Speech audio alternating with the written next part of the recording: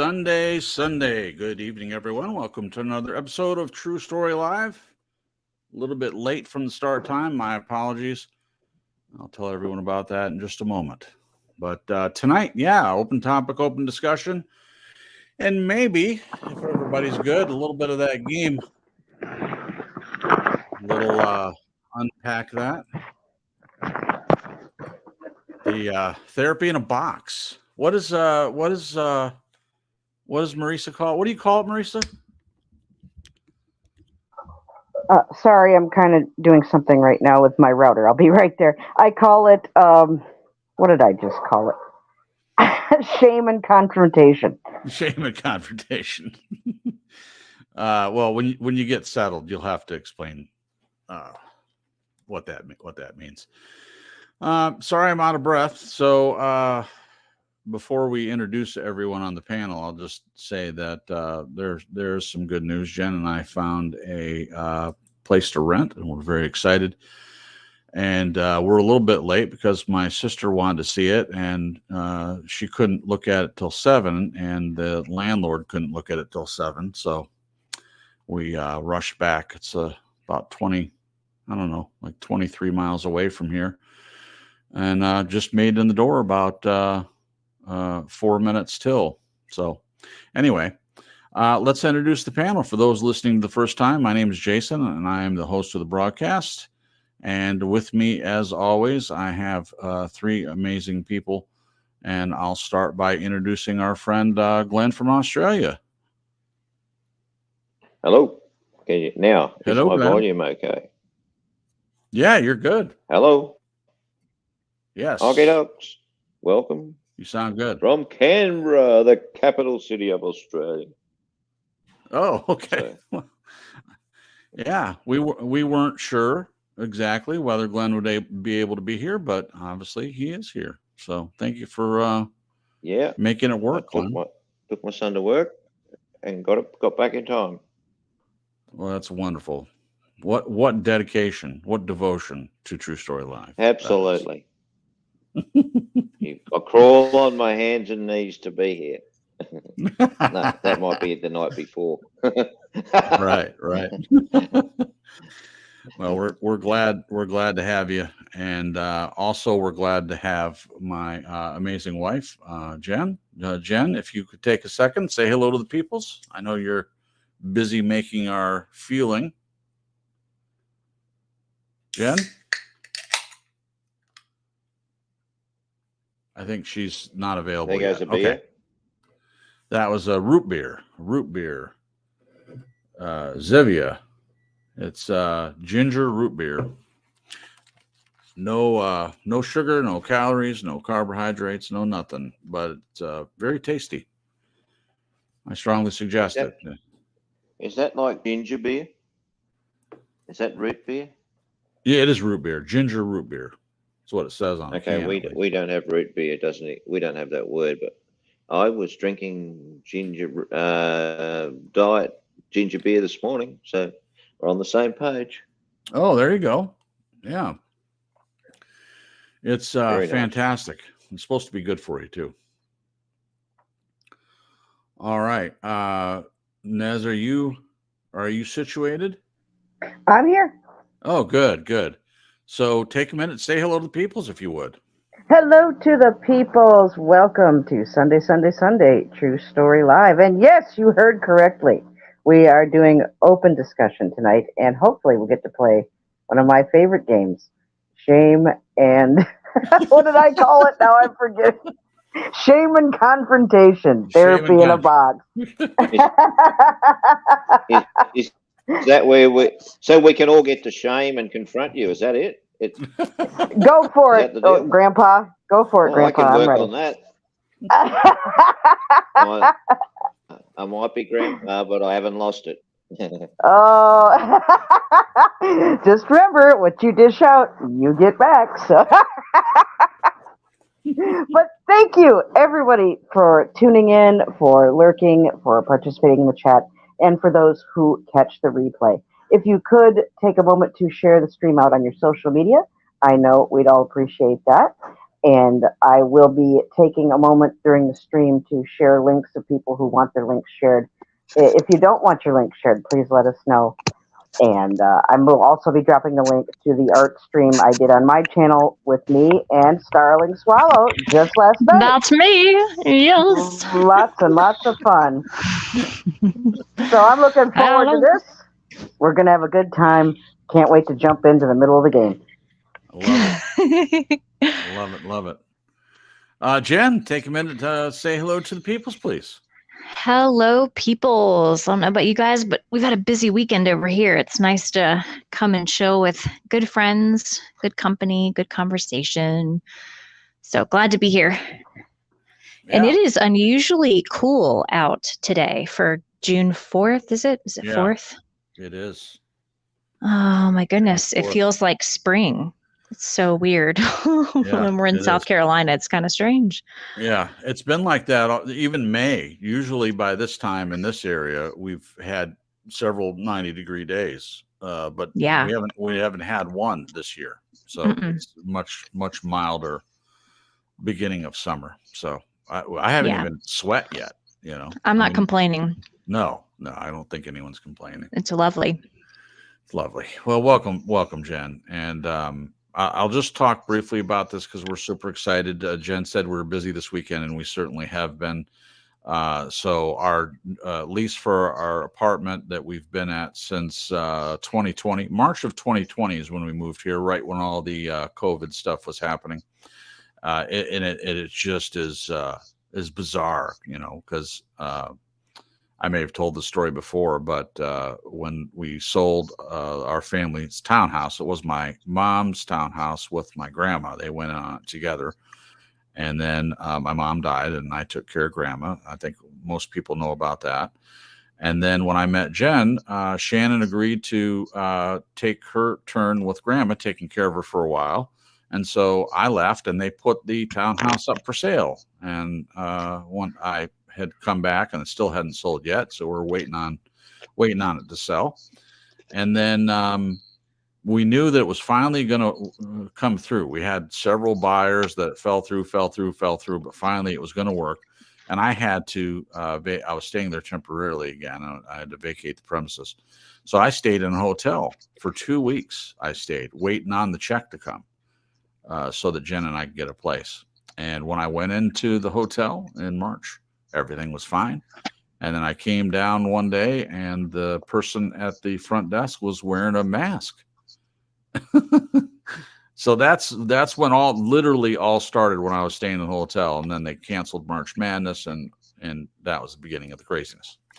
So that's about what time it was. So anyway, we moved in here, and we've been here ever since. And every time the lease renews, they raise the rent, and not 2%, not 5%, 10 to 15% every time. So what that translates to is about $150 every time. And this would be our fourth lease.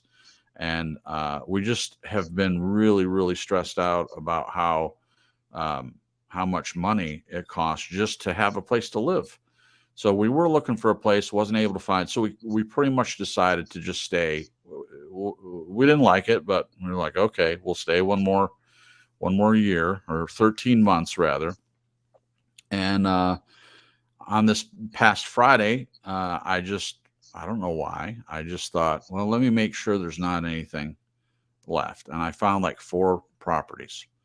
And one of the properties is the one that we're talking about. And I called the guy about it Saturday, and he wanted us to come look at it. He said he had another prospective renter, and he was meeting with her or him, and we better come take a look at it. So I talked to Jen. She agreed. We drove all the way up there, looked at it, and we both just loved it. And then so he wanted us to do an application. We got it. This was this morning, so we filled out the application, waited for them to approve it. They did approve us being there, and so then my sister wanted to look at it, and so we drove over there before the broadcast to take a look at it. So that's why we're running a little late. Sorry, guys. Yeah, I did apologize for that. So okay. We like to start on time.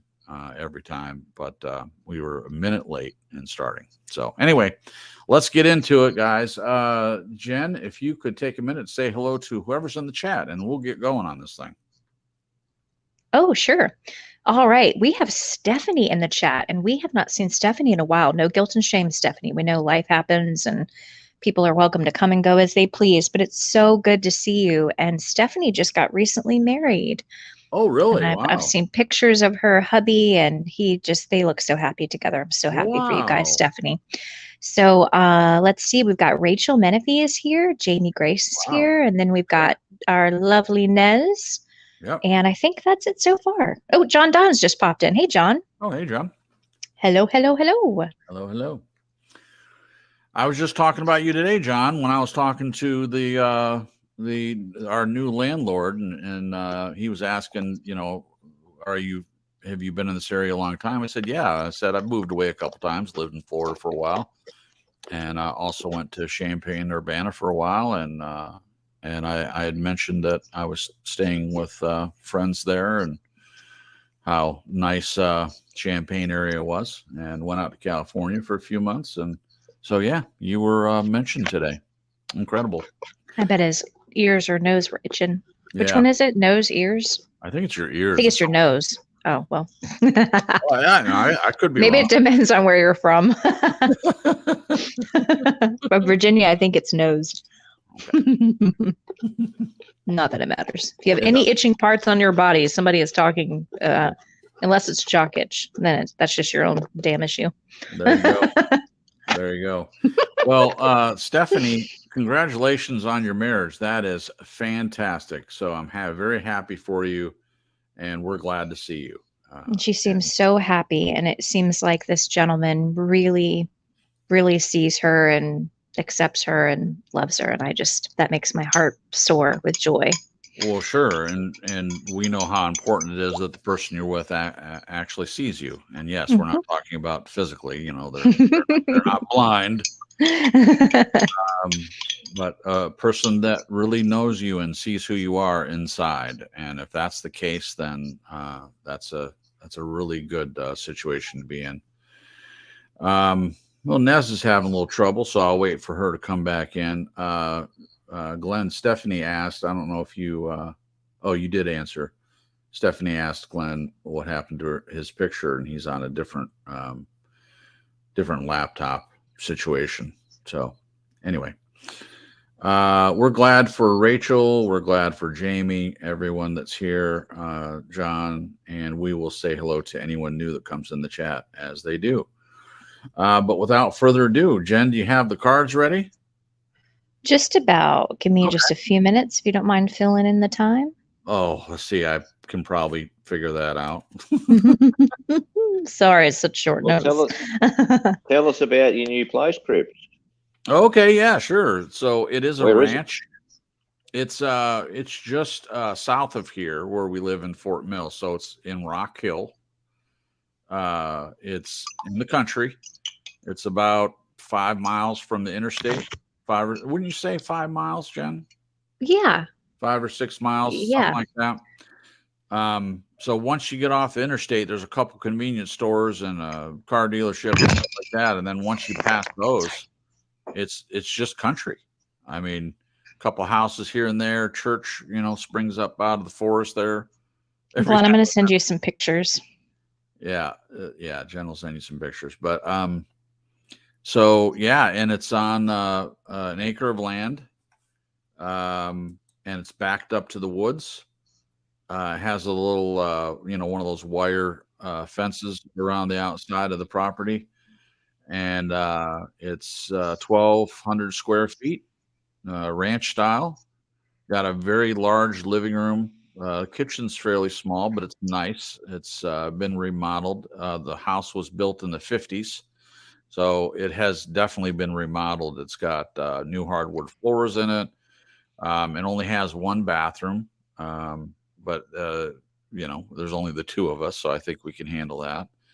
And large living room. The master bedroom runs the whole width of the house, so it's very long. Or depth, right? Yeah, depth of the house. Depends or no. depends on where you're standing, I suppose. Yeah. And it's got a little storage place. You walk around the back of the house, and it's got a little storage underneath, and it also has a carport, a little shed out there for tools. And I'm going to have to get a riding lawnmower because it's a lot to push mow. Jen was like, "Well, we'll just get a push mower and we'll take turns."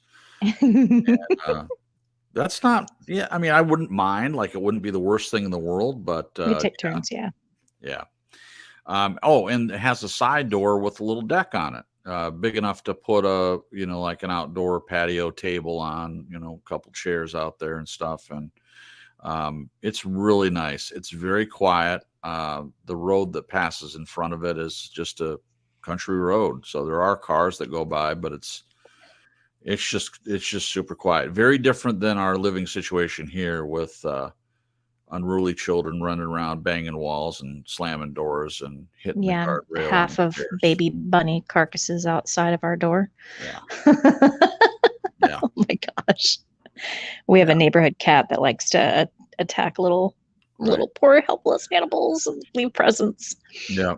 So for those of you that I'm Facebook friends with, I have posted all the pictures of it. The outside, there's probably 21 pictures on my Facebook page, so you can look at them there if you have any interest. But it's very nice. It's got ceiling fans in every bedroom, and so it's 3 bedrooms. So we have the long master bedroom. I'll have one of the rooms as my office until we have children. And then there's another room that Jen could use as her art studio, or it might end up just being a guest room. Or a nursery. Or it could be guest room / nursery. That might be the way to go. We'll be there, sir. Yeah, Jonathan and I will be visiting next year, so just yes. Oh yeah, make it a guest I'll room. make up a nice room for you. Oh, yeah, please, you guys have a place to stay if you Absolutely. Hey, you know where he could stay? He could stay in that little like cellar room down below the house with the floor, the wood floor. Oh, yeah. I'm sure. The padlock on the outside. You guys can never go back to Australia. Sorry, you gotta stay here. Oh, yeah, we'll keep them hostage here. No, I couldn't bear it. I'd suicide before. Oh no. Oh, goodness gracious. I'm joking, Glenn. You need a window. Come on. I do, but It has no window down there. just the thought of it, I just thought, oh my goodness, all that sugar. Yeah, right. Well, this place has a security system too. I'll be on keto, full keto. Oh, yep. We'll say a quick hello to our friend Celine and Piper Lynn. Welcome, both of you. We're glad Hey, you're here. Celine. Hello, Hey, Piper Lynn. Yeah. And Debbie S., our longest True Story Live friend. I think she's been here longer than anybody, as far as I know. Is always here in the chat. Okay. All right. Jen, are you situated with the cards? Yeah, I was going through the tiny little stack at the bottom because I picked out some really good ones last time, and some of them we didn't get to. Okay. So I was trying to make sure if I do repeat one, my memory not being the best, you guys can just let me know. Yeah. 4 heads are better than 1. That's true. Did we do the what is something about you that I do not know? I think we did. Yeah, we did that. Okay. One. Yep. What is your favorite memory of me? Yeah. Did we do that one? Yep. Dang, nabbit. Okay, so those are ones that we've done. Okay. All righty. I'm gonna shuffle and then pull one out of my butt. All right. Not literally. Not literally. Yeah. Okay, first question. So this is out of the bad pile. What is one negative character trait I need to work on? Oh.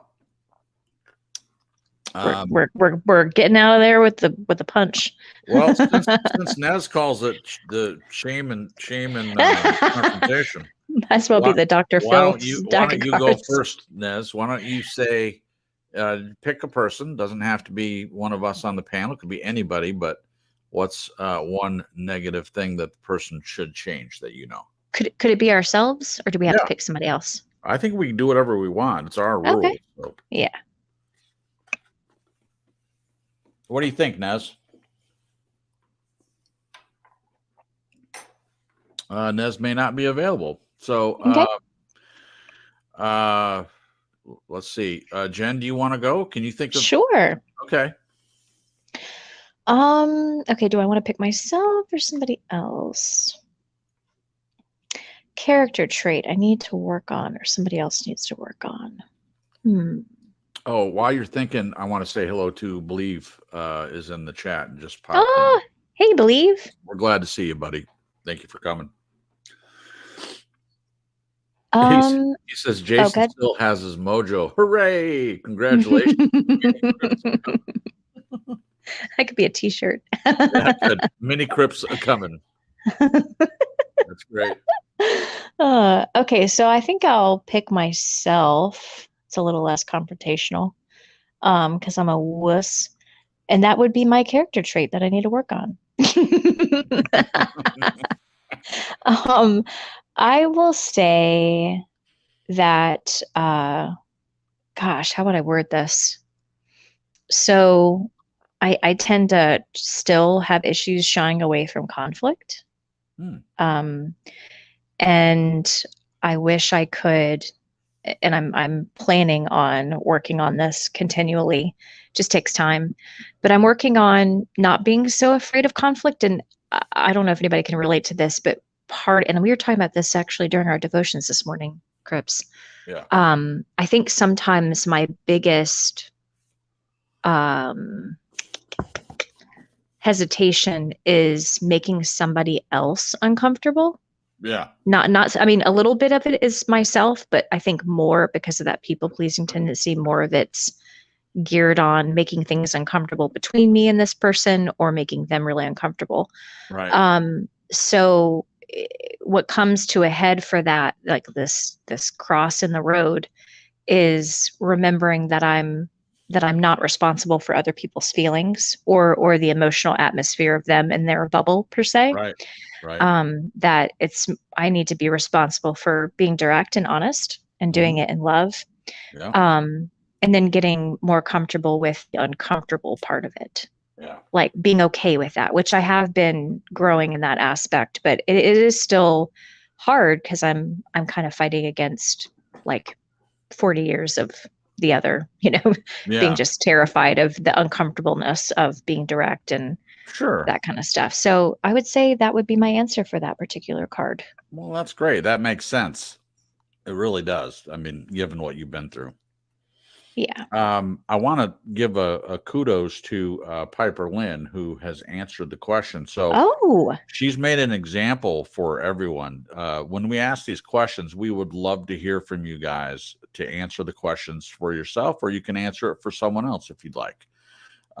So thank you, Piper Lynn. Piper Lynn says, I'm a hothead and have to work on not reacting. Oh, that's what Piper Lynn says. So she used herself as well rather than someone else. So that's good stuff. Thank you, Piper Lynn. Yeah, thank you for participating. We appreciate that. Anyone and you else? Guys are welcome to do that. Yep. Piper Lynn's a good example for us. Okay.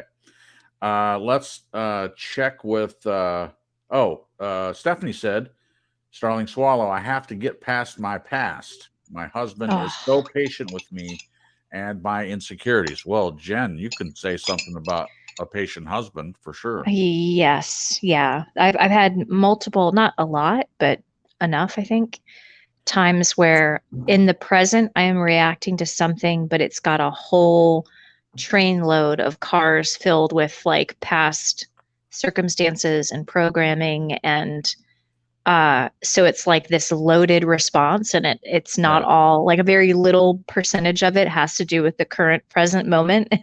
It's like the majority of my reaction is all this past crap. Right. And so I'll give a quick example. Last weekend, I had taken a bunch of like candid cameo photography at my nephew's graduation the other weekend that we went to Virginia. And I told my brother I would have the pictures to him the following Saturday, which that was my people pleasing tendencies, trying to please. And I didn't stop to think, first, do I really want to take pictures and what are they expecting? And even asking them, but also like when we get back home and get back into the swing of the week and work, do I want to spend my free time editing pictures and all that stuff? And do I need more time? So trying to touch base with myself to find out what's reasonable for me, Right. whether somebody has to wait longer or whatever. So I didn't get them done the following Saturday. And if you know me and my family, I have a track record of saying I'm going to do something and it takes longer, or I procrastinate, and it's something I've been working on for years. And with certain things, I'm good at tying up loose ends, but then other things, I drag my feet. And with photography, I haven't picked up my camera very much the past handful of years since I left my ex. And even when I was with him, I didn't do it a lot. So it's one of those areas of artistic expression that I'm more self-conscious because I haven't been with my camera and using it quite a bit, or Photoshop. And so I was it wasn't that I didn't want to do it and get it done in time for the family. It was more of like me doubting my ability, that I did a good job taking the pictures and that I was going to do a job editing them. So anyway, my brother caught up with me the week after, and he was like, hey, we're waiting on the pictures. And he was very sweet about it. He wasn't like a jerk or anything. But when I got them done, and I had so much fun editing them and got rid of the issues I was dealing with internally, I went to use OneDrive, which I've never really used, in order to transfer the pictures and like email them the link to the file. And it just was something I'd never done before. I don't know about you guys, but technology drives me crazy sometimes. And I have a past of 14 years being with someone who made me do things that I wasn't comfortable doing or that I didn't know how to do. And I was very alone in doing them. He didn't help. If I asked for help, he got very angry. So I felt very helpless some of the times, and just like stupid, and like I didn't know what I was doing. And it seemed like everyone else knows how to do this except me, so on and so forth. So I was having a little bit of a meltdown that Saturday, and Jason was working at the other computer, and he reaches over and he's rubbing my back. And it was like he had to remind me what I had gone through with my ex and why this was triggering me so bad. Because even in the midst of it, I'm like, this probably isn't very hard. So why am I reacting like this? And Jason was just very, very patient and very kind. And that's the point I wanted to get back around to, is that he stopped and helped remind me why this was so triggering. And it really helped me have some grace for myself and patience, and just even remember why this is a sticky point for me. So thanks for letting me share, guys. Yeah, thank you, Jen. So that wasn't pat myself on the back through my wife kind of thing. Are you sure? The reason I wanted her to talk about it was because Stephanie, if you have an understanding spouse, it actually helps you to heal from the things that you need to heal. Now, I'm not saying that you have anything to heal from. I'm just saying, in general, a person that has been through a lot, they have, it could be a man or a woman, but they're with someone that is supportive and patient. It helps the person that has gone through abuse to have the time for them to heal, rather than someone that's like, why are you reacting to this? Or, why are you still... I think the biggest thing that I've heard was, why you focus so much on the past, Don't focus on the old stuff that happened to you. Jen and I were just talking about this today. It's like having a wound and saying, "Oh, it'll heal on its own." It's got a little infection on it. No, I don't even want to look at that. It doesn't make any sense. Now, people can spend too much time in the past, in my opinion. Get stuck there. If you're making excuses as to why you're not operating properly in the present, then yeah, But if it's not an excuse as to the reason why you're not operating in the present, but you're looking at the past in order to heal from it, I think that's a completely different scenario altogether. Studio 54, Billy. Welcome, Billy. Nez is having problems today. She keeps popping in and popping out, but I'm glad that you're here. So she'll have Nez, to comment. I'm praying. She'll have to comment on her red rose, but I'll thank you for her red rose, Billy. Thank you. Me too. Thank you for her red rose. Believe says, thank you. It's nice to hear your voices again. Appreciate y'all. Oh, well, I appreciate you, Believe. We're glad that you're here. All right, let's go to Glenn. Glenn, read the question to Glenn so he can answer, if you don't mind, Jen. Wait, do what? we were reading questions. You read a Oh. question already, and Yep. you answered it. And I want to see what Glenn's answer is. Oh, gotcha. Let me reread it. Excuse me. Okay, Glenn, what is one negative character trait that I need, or someone needs, or you need to work on? Yeah. Okay. Well, I wouldn't be so bold as to say to somebody else what they should be working on. That's their Of course you business. Oh, wouldn't. come on. Of course you wouldn't. Other than people who just keep living in the past all the time, they.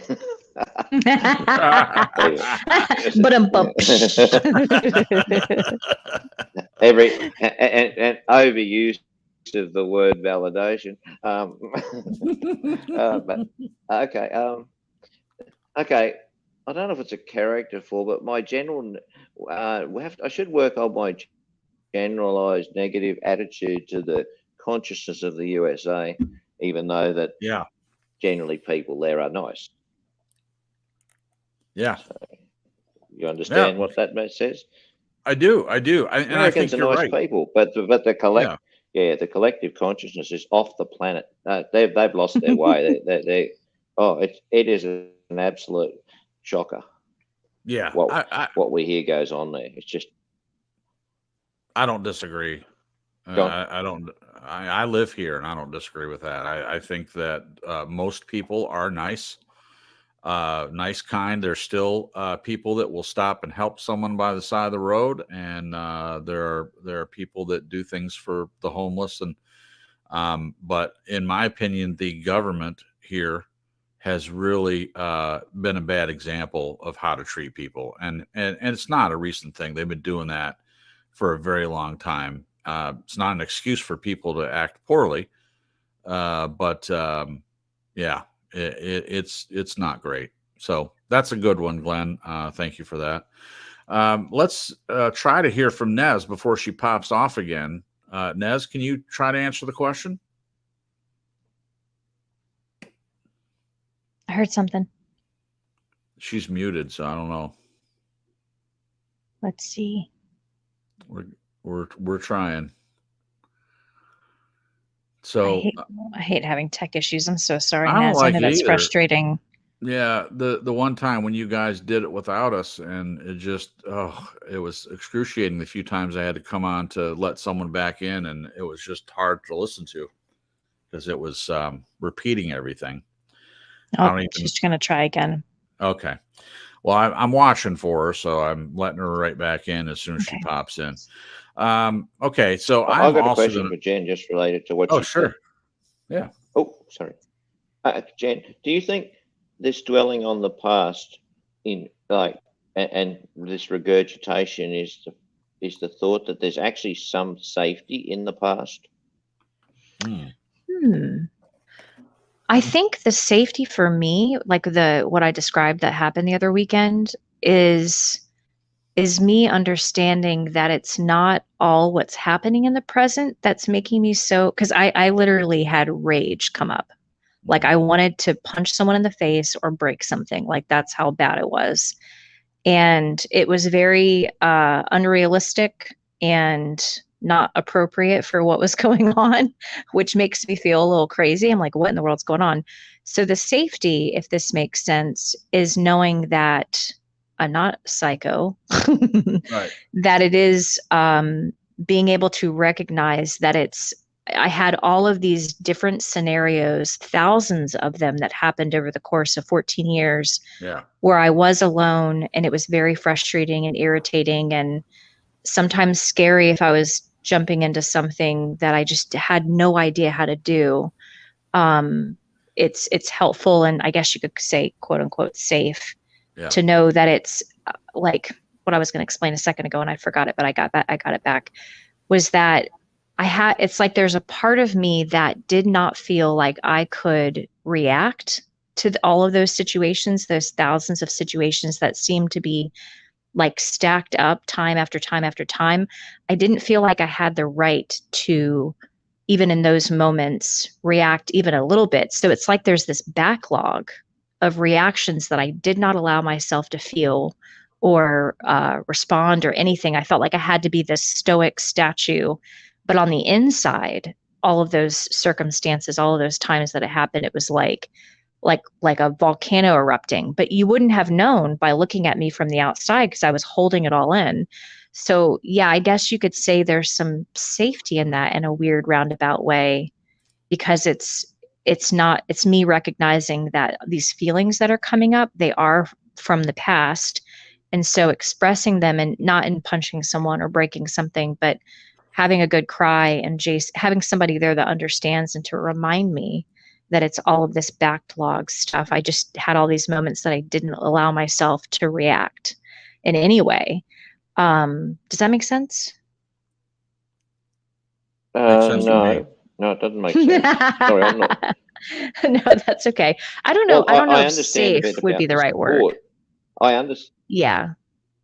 Well, I'm just thinking, if you're regressing back to what was in the past, is there something in the past that you feel subconsciously regressing back to a feeling of a place that was safe in there? No, because I didn't was feel it? safe in those moments. It wasn't a place of safety. It was a place of, I didn't feel safe to actually react to what was going on, all of those scenarios at the time. And so it's almost like there's something in me now that feels safe to let it out. And so it's coming up in a safe place now. Yeah. But it's me with Jason's help, but also me recognizing that these feelings that are coming up, they aren't only encapsulated in what's going on in the present. It's old stuff, like coming up to the surface and needing to just be expelled. Yeah. If that makes sense. Yeah. I understand. So is that diminishing? Is that diminishing over time, or is it still pretty in your face? It's definitely diminishing. Like I had one time where I don't remember what caused it, but I literally grabbed some pantyhose and ripped them up, and I grabbed a book off my bookshelf and I literally ripped it up with my teeth. I was just tearing the crap out of it and throwing pages everywhere. So, and I think I've even talked to you guys about when we first moved into our apartment, I had like a triggered emotional flashback, and I threw some glasses in our kitchen, not at anybody. I wouldn't do that, but at the wall. So yes, it has diminished over time, for sure. It hasn't been amping up or staying the same. Yeah. So as the person that lives with her, it has diminished a lot. And I understand where you're coming from, Glenn. And I would agree with you. If, as I said when we were talking about this earlier, I feel like if a person was staying in the past as a way, to keep them safe, or there was something about the past that they wish they had now, even if it was a kind of a sick and twisted part of them, then I wouldn't be a party to allowing that to continue in a relationship. I wouldn't be able to do that.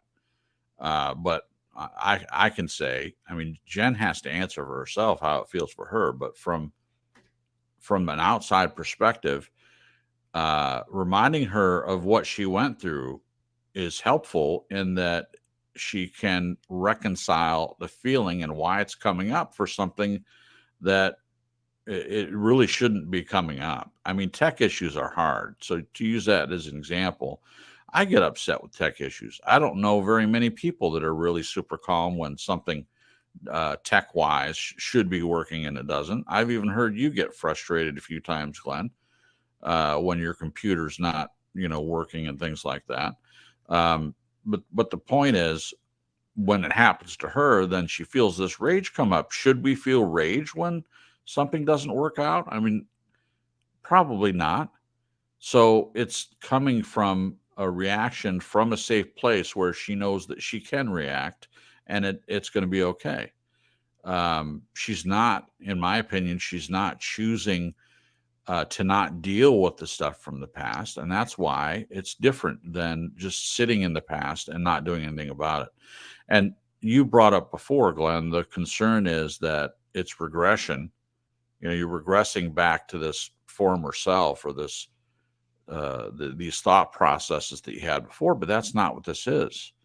And you yourself said that regression is necessary. It doesn't always mean the person is going back to a former place that they've been in before.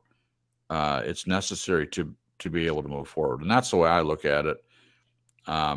It's not the same for everyone, I'm sure, but at least for Jen, in my opinion, reminding her of it serves a purpose, in that when the feelings come up, she's able to look at it clearly and then move forward. And every time it happens, she moves through it a little bit easier than the last time. So it is getting better.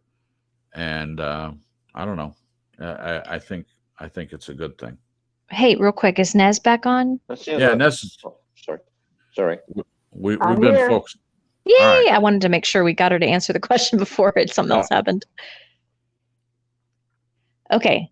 So Nez, what is one negative character trait I or one of us needs to work on? Or yourself. I need to work on patience. Okay. And I just think I did pretty well just for the last half hour Yeah. dealing with connection issues. Funny you were bringing up tech issues and not getting upset. Right. But, no, I didn't have a big fit. I just thought it's Right. going to do what it's going to do, and I'm here, so thank God. But I do need to work on patience with myself, patience with other people. I don't suffer fools very well. I don't suffer a lot of nonsense and from toxic people, and you run into all kinds of people every day, online and out in the world. And I personally, I just need to calm down and just take it one step at a time. And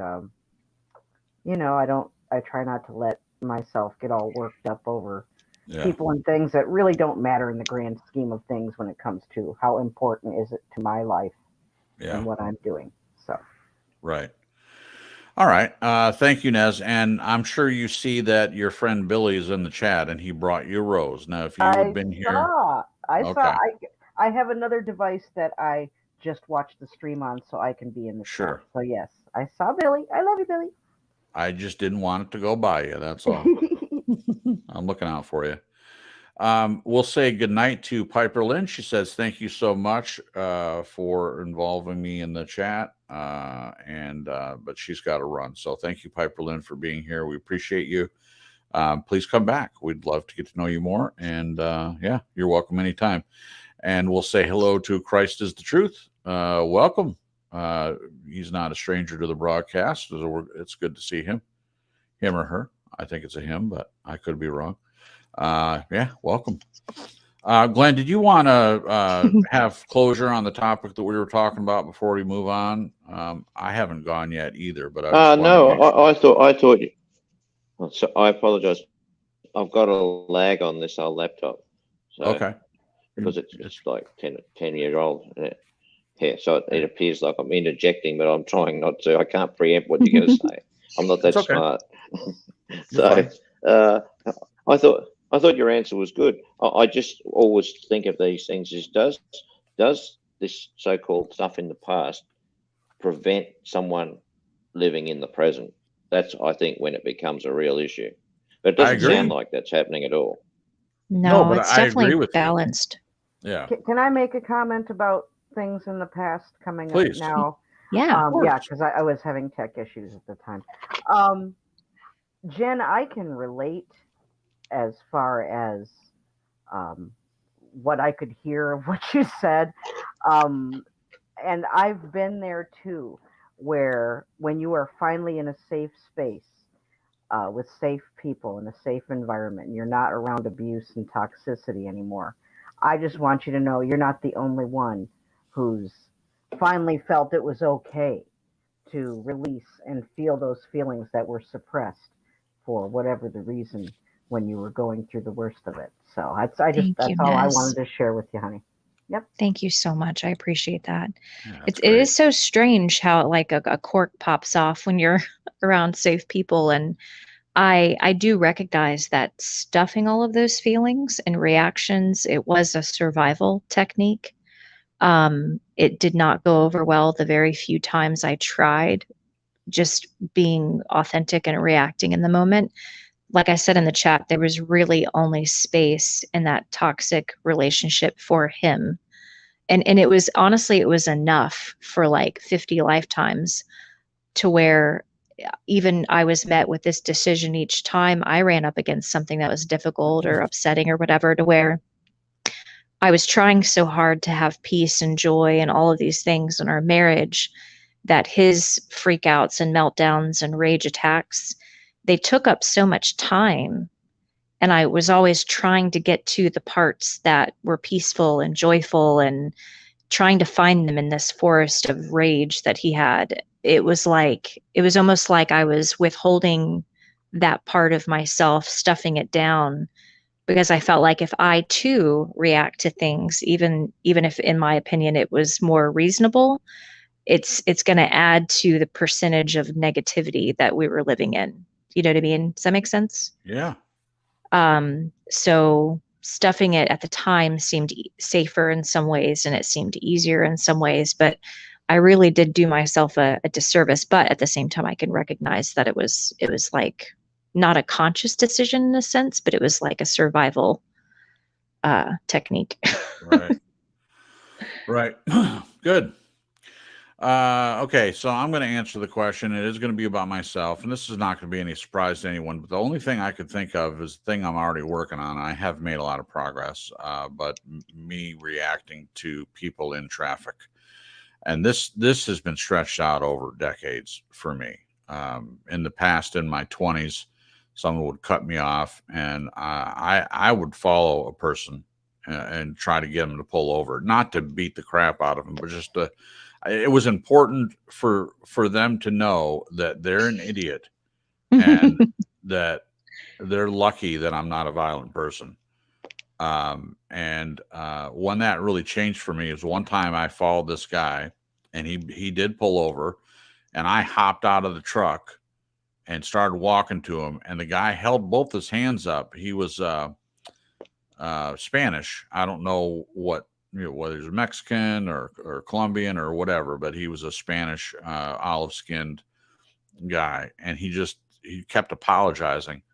So he was aware of what he did, and that's really all that matters. Like if a person cuts me off and they hold their hand up in supplication, then it cools off very, very quickly.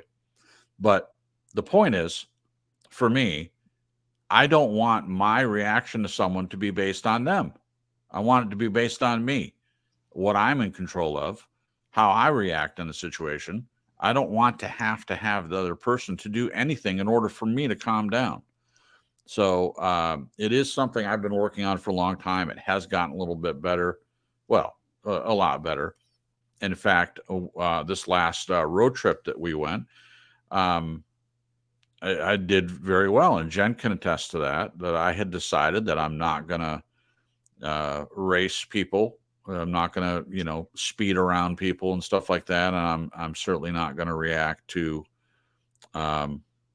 morons in traffic. I'm just not going to do it. And I think I did a pretty good job. There was a couple instances where something happened, and I said, you know what, I'm letting it go. So it's a choice to let it go, and that's what I'm choosing to do. So that's what I'm sharing. That's all. All right. Burnt Flowers Fallen is in the chat. Welcome. Gosh, we've got a lot of people stopping in tonight, so we're happy to have all of you. Hi, Burnt. Yeah. Hey, Burnt.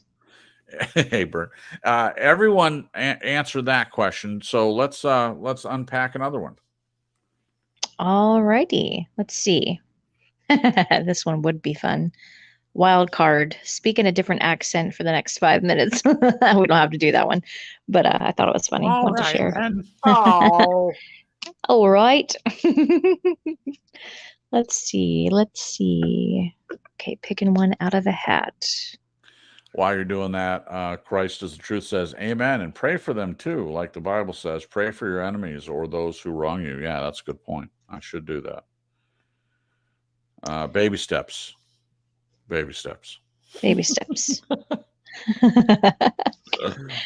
Okay, I picked a couple of good ones. Now I got to pick which one I want to start with. How different would your life be if I was not in it? Say it again. How different would your life be if I was not in it? Oh, I'll go first. Oh my gosh. I can only imagine. I still remember what it was like before Jen and I got together. I want no part of it. I don't want any part of it. I was single for a long time. I was married before, and that was not great.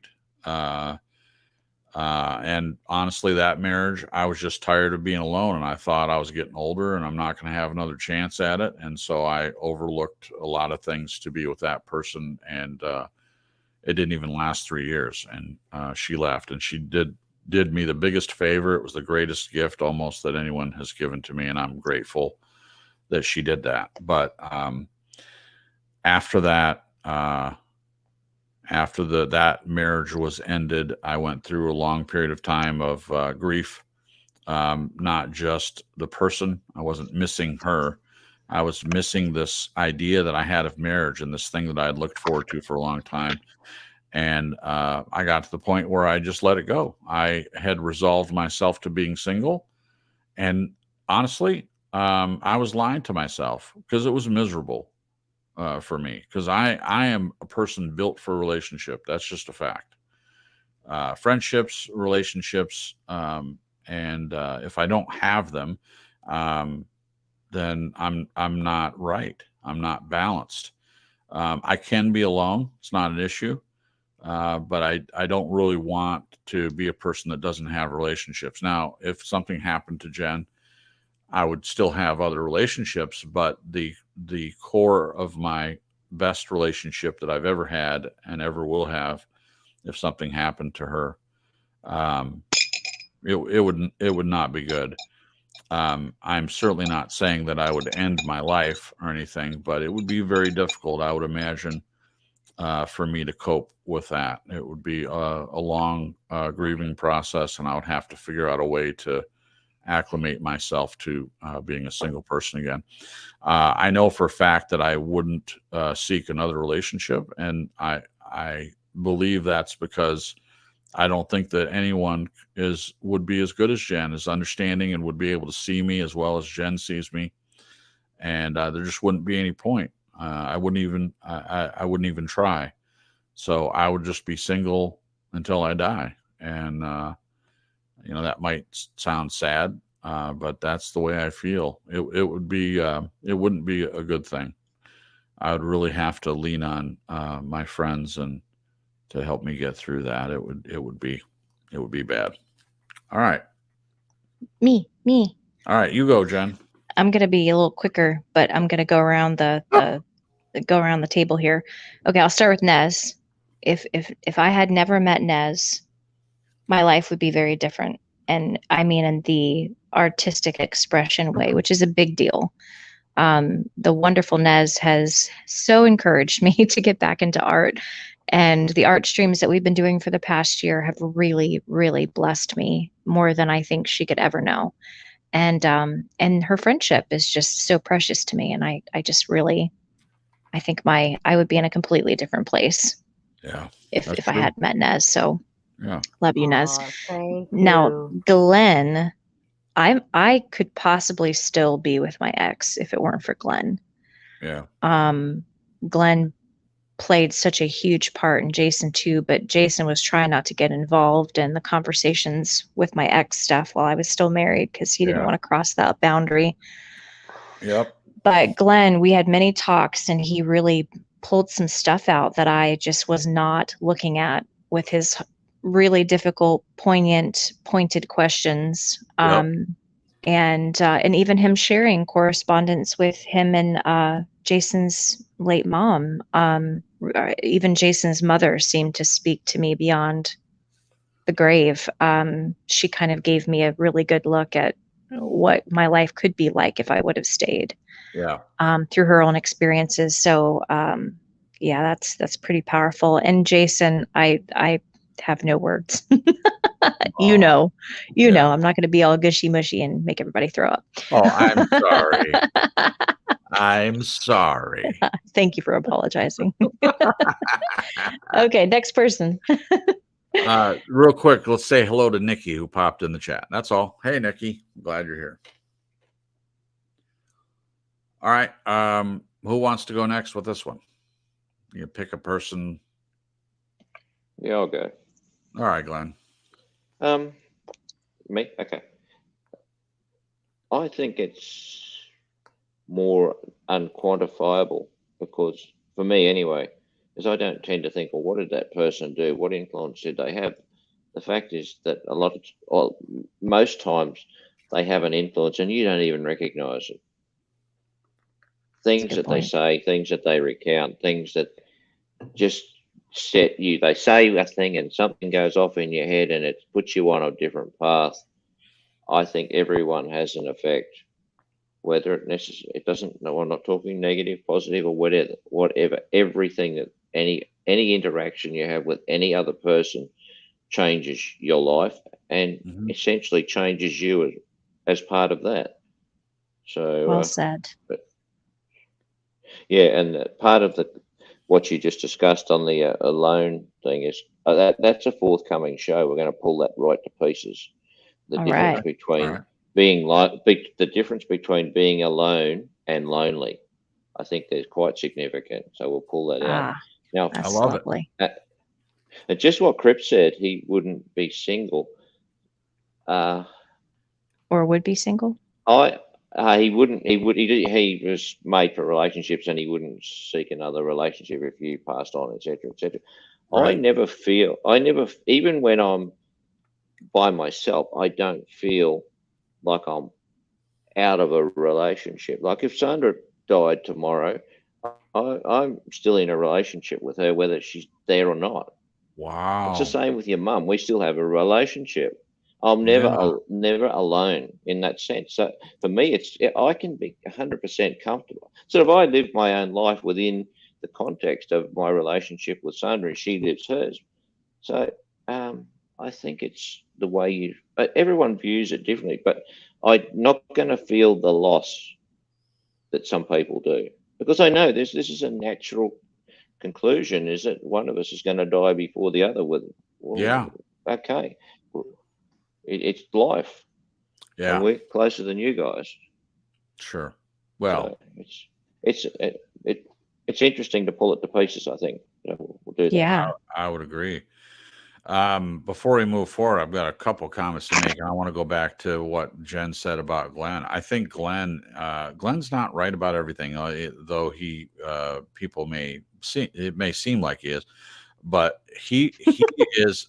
What Jen was saying about him asking questions and helping her realize what she was in, because in order for her to survive it, in my opinion, she had to shut that part of her off, and so she wasn't able to see it.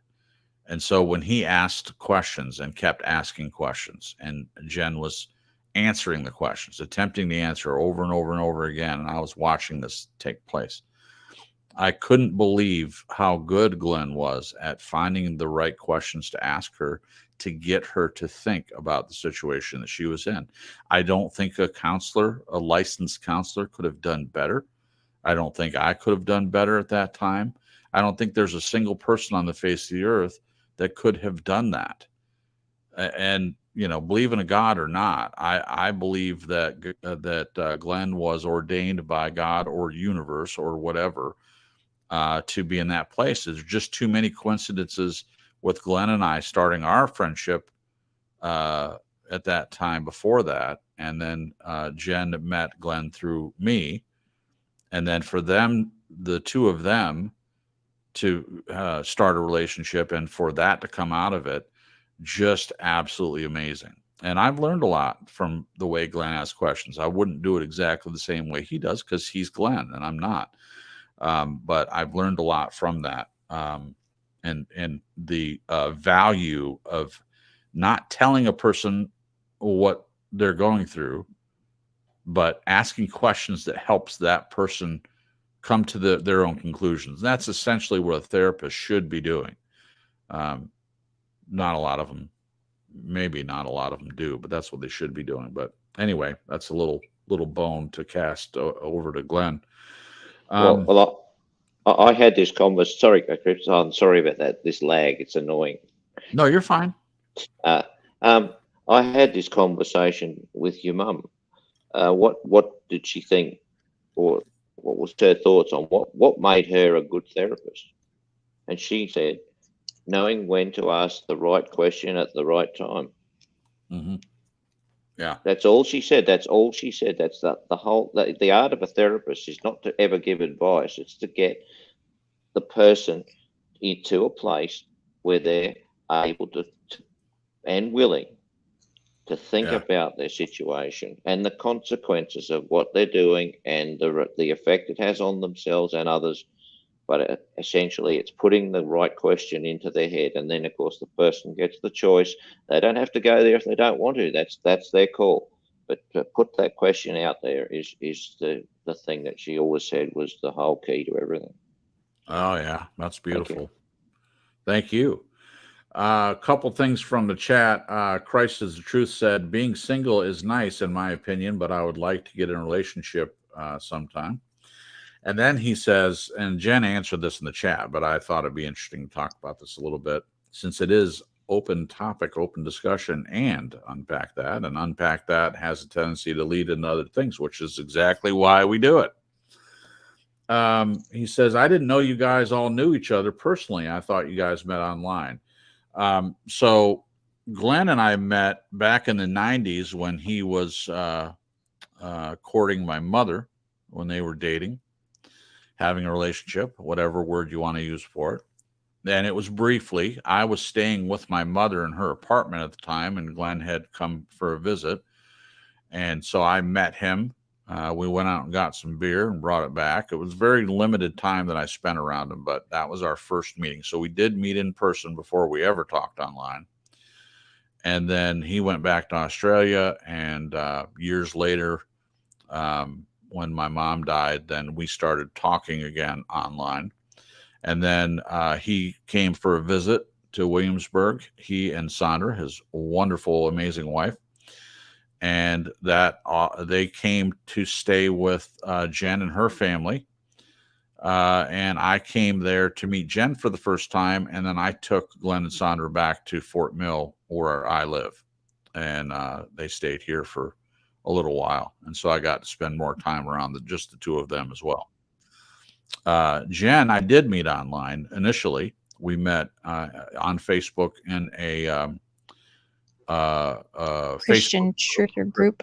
Yep, a Facebook group, and we just noticed each other. And then I was doing True Story Live at the time, and my co-host Brenda wanted to take the summer off because she had kids, and she found a replacement for me, which happened to be Jen. So we got to know each other right here on TSL better, and the rest is history. As far as Nez is concerned, we haven't yet met Nez in person, but she was in the chat here on TSL, and she always had great answers, in my opinion. And so we invited her to be on one of the broadcasts, and I just thought it went so well. I think everyone agreed, and we asked her to be a part of the broadcast. And she's been here over a year. With no sign of letting up, and we're glad she's here. And I for one, when we go up to Michigan, Jen and I will be going up to Michigan again, and she's right in the path that we usually go by. So we will make it a point to meet in person. So that's that story. I just thought it was some people might want to know that. Cool. All right. Glenn answered, and I think some really good answers came out of what Glenn said. So future broadcasts may talk about this, the difference between being lonely and being alone. I'm fascinated by that idea. Who knows? Maybe what I said will be made invalid by that conversation. Could very well be so. You're up next on this, Nez, if you care to answer. I'll do what Jen did and go around the table. Okay. I thank God that I know all of you. And I wouldn't know any of you if it wasn't for somebody that I don't talk to or talk with anymore right now. And I don't know Oh, if that's ever going to change, but I still love that person. And so I thank that person out there who introduced me first to you, Jason, when you were a part of their channel participating. That's right. that's how I found you. And then one thing led to another. Came to TSL, saw you guys all working together doing this show, and I was hooked. I loved to be in the chat and participate. And when I got the chance to come up and do this with you, I mean, it just clicked. It just felt right. So, Yeah. so thank all of you for giving me the chance to be a part of this. I Yeah. I look forward to this every Sunday. I can't imagine what I'd be doing with myself right now, just goofing around. This is such a productive and intellectually stimulating and emotionally supportive and hopefully beneficial, not just for myself, but hopefully for some other people spending time in this way. Jen, um, I'm so happy to know you, to have another artist who can come on my show and be with me. I would be, Yeah. yeah, I can do my own thing on my own channel and it's great, but it really is wonderful when you're there with me. It's just a special thing and I'm happy to be there to help you move along that artistic path any way I can. Glenn, Yeah. Thanks, Ness. we've had so many wonderful discussions and thank you for the times when you've had me had me you've asked the right questions is what I'm stumbling over and trying to say. You've done that with me. I've experienced that with you, and I thank you for that, Glenn. Thank you so much. And Jason, for just letting me be a part of this. I'm very grateful, and it's also therapeutic for me to be a part of this. So there you go. I went around the table. Lovely. Love it. Love it. Love Thank it. you. Yep. Wonderful. All right. Everyone answered? Yep. Rachel says, great panel. Appreciate you all. Well, thank you, Rachel. I appreciate you too. All right. Next. Yep. Okay. So honesty is imperative with this next question. Dun, All dun, right. dun. Dun, dun, dun, dun, dun, dun. When was the last time you cried? All right, we're getting down to the nitty gritty, guys. I'll go first. Okay. Last week. Last week. Do we have to say why? No, we can make up our own rules. You can either say why or not. Yeah, mine was during that little escapade with my rage. Right. Because underneath it is hurt, sadness and crying for me releases it, it's almost like the catalyst that gets that crap out of me. So yeah, that's my answer. All right. All right. Ness, why don't you go next? What time is it? I I don't think it's been that long. I can't quite pinpoint, but I would say within the last 2 days. Not today. I don't think I did anything today, but very recently. I'd say within the last 48 hours. Okay. Oh, can I change my answer? Sure. Yesterday morning, and I started watching the documentary that just came out called Shiny Happy People about the Duggars and the IBLP situation. And it just was really moving emotionally because there's just been a lot of people that have been hurt by religion and some of the things that some religions, sects of religions teach.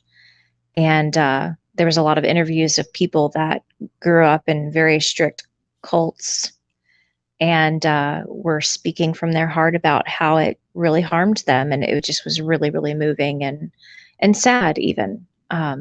So I forgot about that part. Yeah. Good. All right. Glenn? Probably a couple of days ago. Look, sometimes I might come across and appear to be tough in the way I approach situations, Sure. a bit pragmatic, but underneath I'm a crybaby. Okay. So I particularly like music, or I was watching a couple of those animal cats or dogs or horses videos on YouTube, and when I see people do things to animals and they get a good ending, like, it's just like so emotional. You can just see the gratitude in these animals. It can be a duck, it can be anything, it can be a cat, it can be and like animals, just like horse, whatever. It's amazing. You see that, you see it's just unpretentious uh, thankfulness that someone is not treating them badly or just giving them some food or whatever. It makes you think, really, it doesn't take much really to make an animal or even a person happy. And I think it's heartwarming and definitely an emotional and crybaby response, if you want to Okay. call it. Absolutely, all Aw, the time. thanks, So Glenn. yeah, Those get me too. I do a lot of that too, so that you can. Yeah, Yeah. I watch them a lot of the time, so I will have an emotional reaction because I think having those kind of reactions is very important. Yeah. Yeah. It makes you feel connected with Cleansing. humanity, and very much so. It's therapeutic, 100%. So yeah, I try to do it all the time. Wow. Awesome. Let Thanks, I let think it Glenn. that's go. great.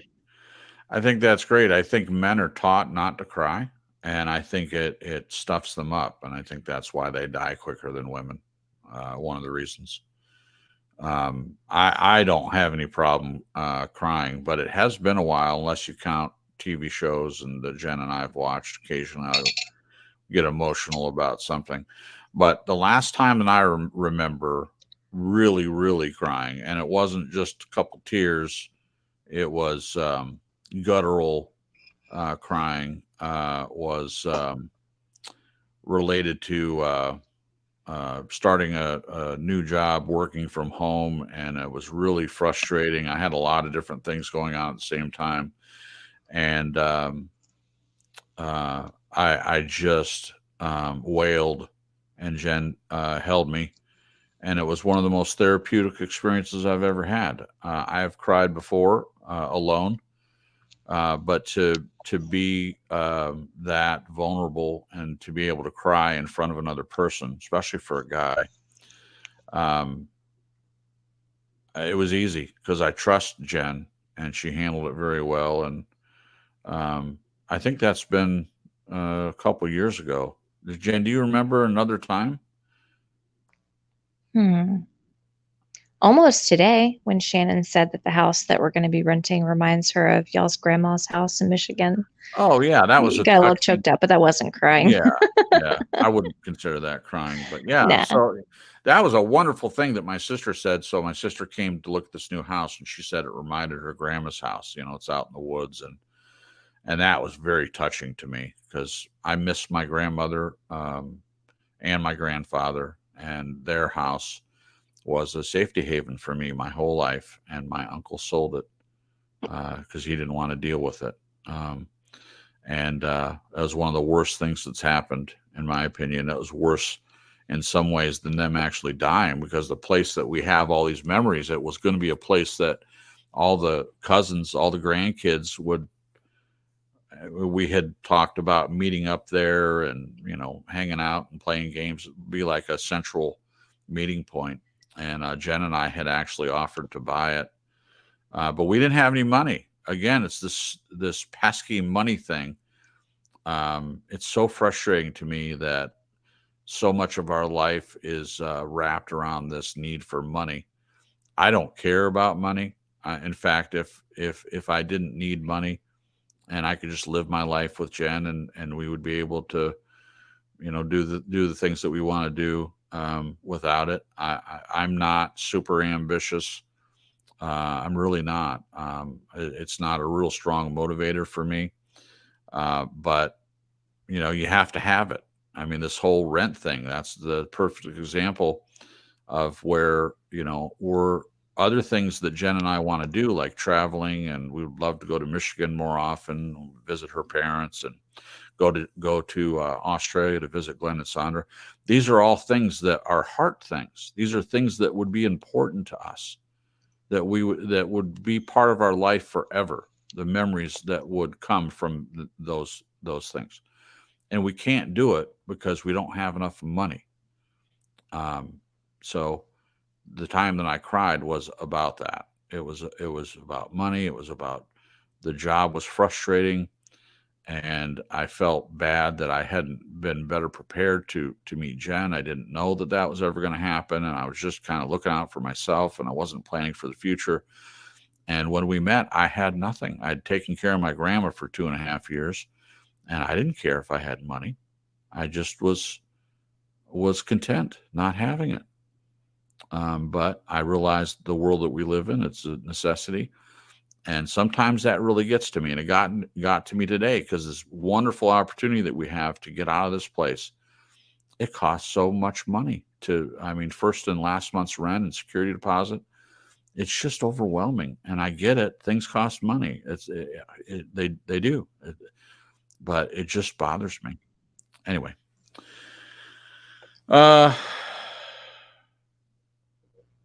Money is only, Stephanie said, money is only important to pay bills. Yeah. Yeah. We basically live to be able to pay rent and bills. And it's unfortunate. That's a topic for another show, perhaps. Did I answer the question? Oh yeah. When was the last time you cried? Yeah, I did. Okay. Next question. Next question. All right. What do you think your or one of somebody else's well, I guess it could be what do you think your purpose in life is? Now the original question is, what do you think my purpose in life, and back up, erase. What do you think my purpose is in your life? I read that wrong, I'm sorry. So that's the correct one. What do you think my purpose is in your life? Well, Jen, I think your purpose in my life is just to be the most amazing wife in the world. That's your whole reason for living. And done.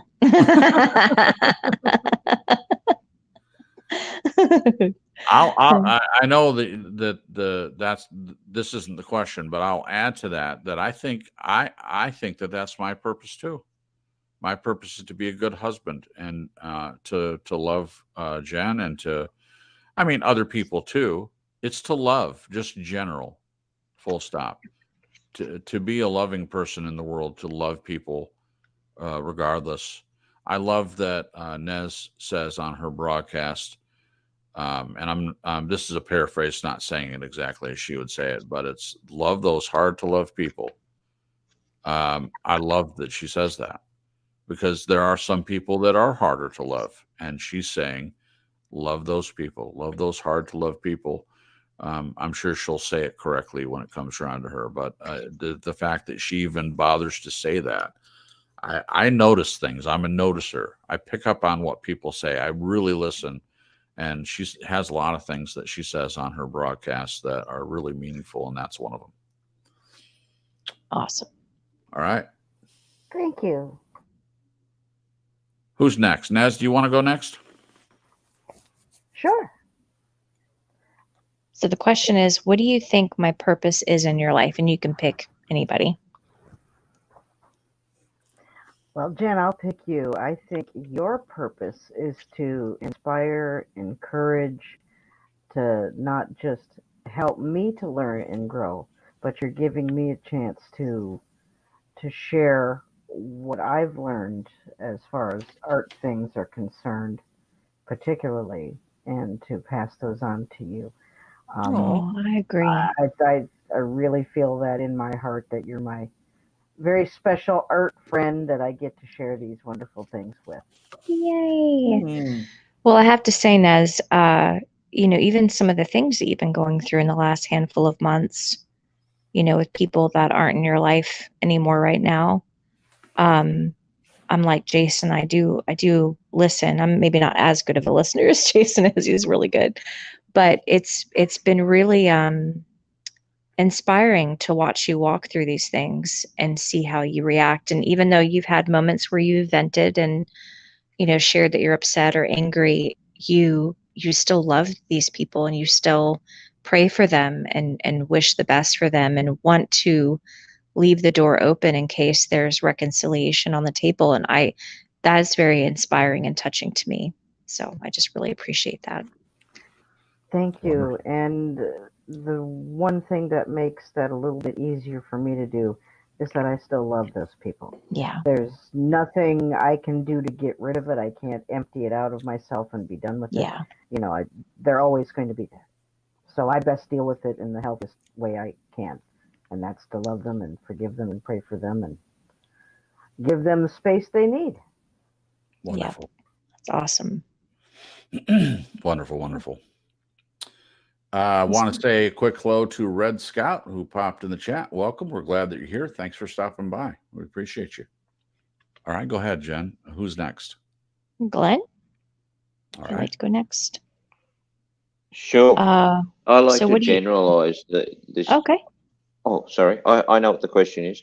I like to generalize these because I think it's just more than I think, and you could answer this sort of question in 100 ways, but I'll sort of say to try to set an example by the way you behave, by your attitude towards others. Like I'll just here with my boys today. John's at work and Mike's upstairs, and I can see how proud I am of the kids, and I can see a lot of myself and their mum too in those kids, in the way that they approach the world, the way they approach others, their respect, their integrity.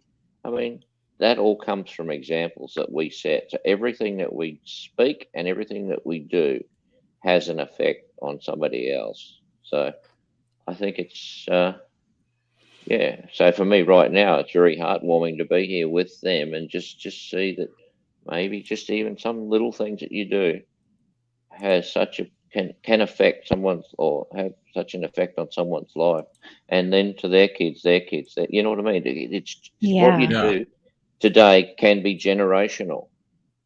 There's purpose behind it. Yeah. Even the small things, to my especially. mind, exactly that how important this is to set an example. Yeah. Okay, that's my answer. Thanks, Wonderful. Glenn. Thanks. You know, that makes me think of, and I know not everybody agrees with near-death experiences or have looked at them or read about them or anything, but one thing that has struck me when I've watched some particular ones on YouTube specifically, they were shown like through walking through the history of their life. There was a couple of stories that I've heard where they were shown what you were talking about, Glenn. They were shown, like, I think even in their consciousness, they thought, oh, maybe I'll be shown this big thing that I did over here, or this big thing I did over there. But it was these really small things that even the person, when they were here and alive, they didn't think it had that big of an impact. But through their near-death experience, they were able to feel and like to experience what that person on the receiving end felt, whether it was a compliment or a hug or an encouraging word, you know, as they were ringing them up for groceries or something, and how impactful it was to that person, the receiver. And the ripple effect. Some of these stories, they talked about the ripple effect it had, and it's just stunning. And just makes you think about that very thing, that even the smallest of gestures can have huge repercussions, good or bad. And that makes you think about those just every moment, especially the small ones, and how we react to life and to people and how we behave and all those things. So Wonderful. Just wanted to share that real quick. That's worth sharing. All right. Did anyone not answer yet? Think we've all gone? Read the question again. Let me make sure I answer. What do you think my purpose is in your life? Oh yeah, we did. We did. Right, cool. Everyone answered. All All right. right. Next up. This one might be interesting. It's a little bit different. Oh, Describe sorry. I'm Oh, sorry to interrupt. One more thing. Jamie answered. I wanted to read this. Jamie oh, said, okay. at Jen and Jason, I thought it was to make babies while walking around barefoot. LOL. Wait, what? What was what? Her purpose in life. Oh, oh. Thought Your it was purpose to is make so much bigger, Jamie. right. So much Exactly. bigger. Okay, this interesting one is it says, describe a nightmare you have had. What do you think it meant? Oh, I'll go first. Okay. I had reoccurring nightmares of Jen and I being in bed and someone or something, and I say something because some of them look like little shape shifting demons, came around to my side of the bed and were harassing me. And I had them occasionally for several months. And it was when I was working for road roadside assistance company, who I will not name. And it was a very stressful job, but it wasn't just that, because I thought they went away for a while, and then I still had them. And I believe that what they meant, this idea of someone coming into our room and I couldn't stop them. There was nothing I could do, and Jen was with me, and there was an intruder in our bedroom, and I couldn't do anything. Like, I've had dreams where I defended myself, or I stopped someone from doing something, and did all kinds of things like that. But these dreams, I couldn't do a thing. It was just happening to me, and I was horrified in the dream. And Jen can attest to this, I would make these noises in my sleep and cry out. And it was not good. And mostly it was irritating because it would wake Jen up, and it would horrify her hearing those sounds Scare the crap from out of me. me. Yeah. And Sounded like you were being tortured. It was just not good. well, that's the way it felt to me. It wasn't physical torture. It was torture to have someone in our bedroom. Not all of them were human, but either way, sometimes it was a human. The last one I had, it was a human with a maniacal, demonic look on his face. And he grabbed me, and I couldn't get away. I couldn't do anything. And that's been a long time ago. What I feel like it meant was I felt like I was not in control of many aspects of my life, most of them being financial and job wise. And I've had a wound for a long time about not being able to find the right job and being able to provide and things like that. It has been difficult. And I think it was that being out of control and not feeling like I could do anything was coming into my dreams.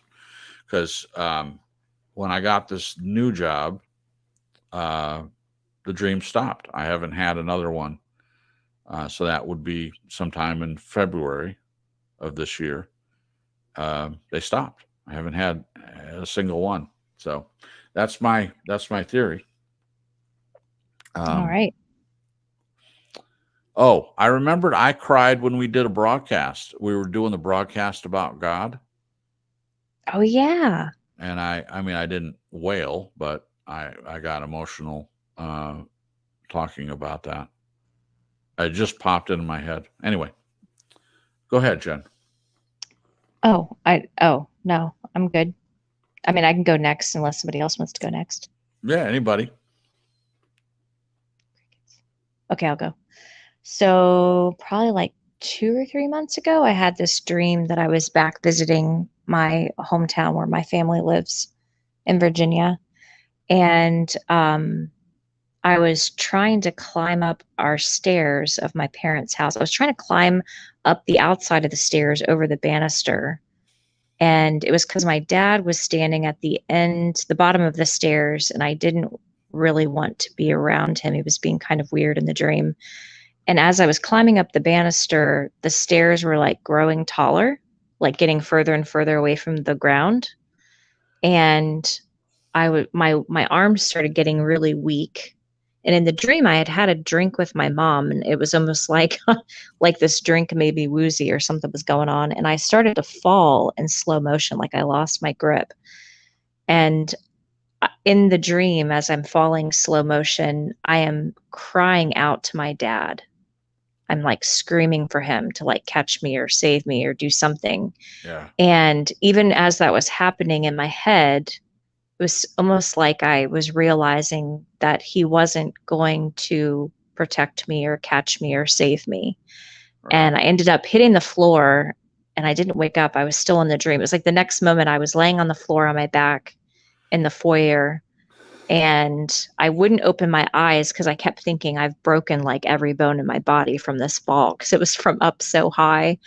And my dad came over and he was like, "Oh, you're fine. Just get up." And I couldn't move, and my mom was going to call an ambulance. But when I woke up from this dream, there was a lot of other stuff that happened, but that was the most poignant part of it. It just made me realize that I think there's been times in my life where I really did need my dad. Yeah. And I did not feel like I could cry out to him. And even in the dream, when I did, it was like against my better judgment. And I don't know. It's just like, I'm trying to remember what the question is. Describe a nightmare you had. What do you think it meant?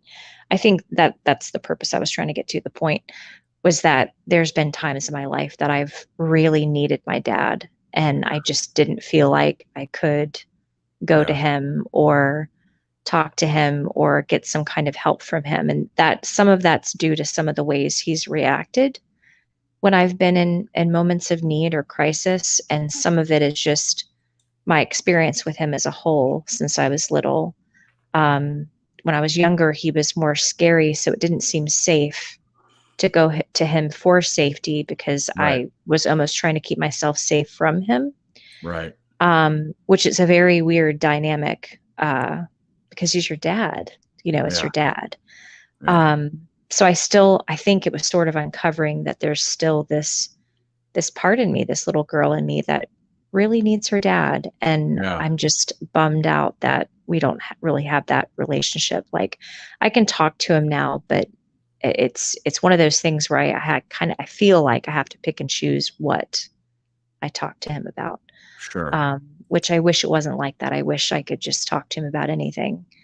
So there you go. Right. That's good. All right. Ness? The question was what? Nightmare? Describe a nightmare you have had. What do you think it meant? I'll go back a couple of years, and it was a scene where I was at this party, but the people there weren't all that friendly. And somebody that I thought was a good friend of mine ended up not being so. And everybody in the party turned on me. And then at one point, I was being buried alive in the middle of a public street. Oh my gosh. Yeah. There's other parts of it too, but that's the upshot of that dream. At first, this party was people that I thought I knew that were friendly, and it just, the dream really took a turn. And what it meant to me at the time, it was really very prophetic and very poignant. It pointed out deception and people in my life that really were not having my best interest in mind, people that really didn't care about me at all. So it was spot on, and I believe that was a dream that God allowed me to have to show me some things. So yeah. Wow. That's a bad one, Ness. I appreciate you sharing. Wow. Yep. Glenn, you're up last on this one. Yeah, I don't really have nightmares that much, but I do remember often listen to American politics and stuff like that when I'm going to sleep, and sometimes Yeah. because I just find it fascinating what goes on there. It's just like it's Right. living on another planet. It's another planet. What Yeah. goes on there with wokes and all this kind of Oh, trans and oh gosh. man, it's insane. Anyway, sometimes it transposes itself into your subconscious and it sort of finds its way into your dreams in a sort of convoluted fashion. So Yeah. the person whose name rhymes with tree stump was coming. Somehow we got the notification that he was coming to dinner, and I'm thinking, oh shit, Sandra's going to go ballistic. She's going to tell him to f off. She's going to say you're not coming in this house. She's going to get barbed wire put up. Oh, So I was having what a nightmare. That is a sort of a Oh wow. my nightmare. The goodness. thought that this person would come to the house with an orange face. Oh my goodness. Wow. So he was there. It's pretty bad. He wasn't coming in the house. Sandra would have, if she had a gun, probably would have pulled it out. So Uh-oh. as you can tell, he's not that popular. Wow. Amazing. There you go. That's true. American, see, they cause even they cause nightmares in my life. Oh, goodness gracious. Well, Yeah, there's I some find crazy ones though. I find it fascinating that that's what you'd listen to before you go to bed. I wouldn't do that. But that just goes to show people are very different, you know. All right. Oh, you bet. I can't listen to sports. I can't listen to music. I'll just see. I need something that's brain dead, so that I'll be sleeping in 5 minutes, like because yeah. Yeah. I got So you. there you go. Thank you, Glenn. All right. Go ahead, Nez. Or I mean, Jen, go ahead with the next one. I'm trying to pick the next one. Okay. I don't know if I did this last time, and so refresh my memory if we did. What would you tell your younger self? Oh, And I'd love the chat to respond with their answers too. That'd be great. wow. What would you tell your younger self? I'm You happy want to to go go. first, or Yeah, go okay? ahead. Yeah, no, go ahead. So I would tell my younger self, just off the top of my head because I haven't had a lot of time to think about it, but I would tell my younger self that everything that happens has a reason and a purpose, even the bad things. That there are lessons in every experience and that you just have to find it. Like you have to look for it. Wow. I love it. What about you? That's a good question. Gosh, where do I even start? I would tell myself not to get so wrapped up with okay. So I would say to be patient with waiting for the perfect one for you, because she will come along and it'll be the perfect time. And I would say, and in 2001, I would give myself the address. I mean, I guess it depends on how old I was, but my younger self, and I would say, tell him where to go, and say you can have more time. You can have more time with her, you know. Tell him a little bit more, you know, so that he has something to go on, and I would be able to have more time with Jen. And I know that's sappy, and she's going to get on me. You're sappy. I love it. She's going to get on me for being sappy, but that's really my only regret. And I know we've talked about this before, that maybe we wouldn't have liked each other. Maybe we wouldn't have been good for each other without all the other stuff that we've gone through. But there's a part of me that thinks that that's hogwash, that the reason why we get along so well is because it's in us. It's in our core. And if I could have gotten her before she went through all the stuff with Thomas, and before, I mean, it wasn't that bad comparatively speaking, the short-term marriage I was in, but I could have avoided all that if I knew when I would meet Jen if I hadn't gone sooner, like back in 2001 or 2002, somewhere in there. And I would also just say to stop moving back to be around your family. I would say that you're going to move away several times in your life, and you're going to have your own life, and it's going to be going great. And then you keep getting dragged in to come and live around your family again, and it hurts. It hurts your progress in your life, and it's almost like a codependency, like I'm addicted to in the past, addicted to being around my family, who all back then especially treated me like I was the black sheep of the family, and that was never good for me. It was never good a single time. That's all I can think of. I probably could think of more, but that would be those would be the main things.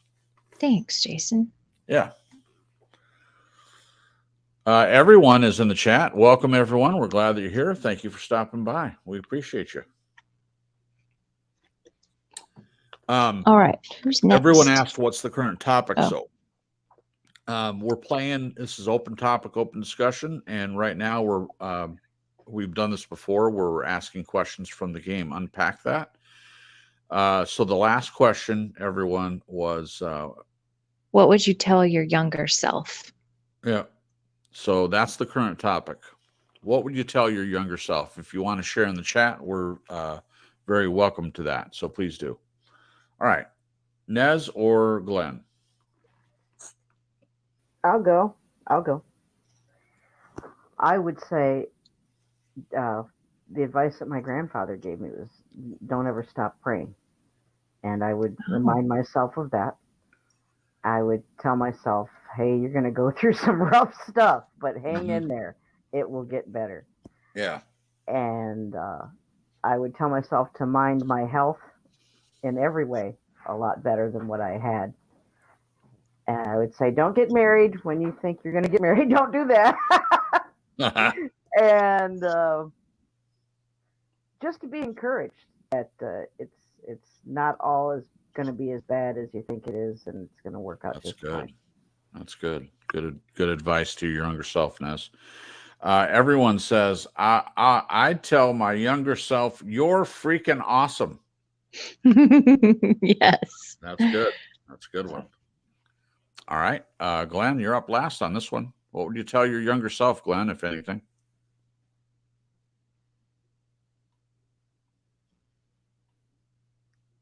You're muted, Glenn, in case you don't know. Oh, apologies.